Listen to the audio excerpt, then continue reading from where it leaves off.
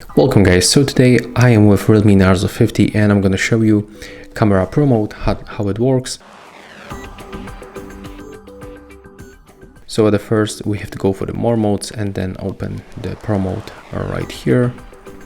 And as you can see, at the first we can find few parameters. There's the ISO, shutter speed, white balance, focus, exposure compensation, and on this bar we'll find photo format, the camera timer.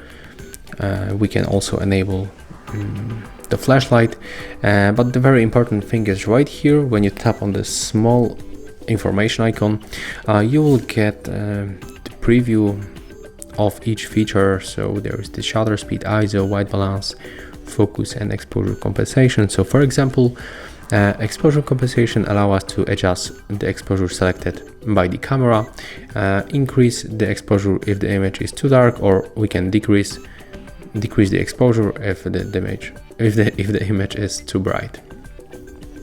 And right now we'll just take a look. I'm going to show you all of these parameters, maximum and the lowest value.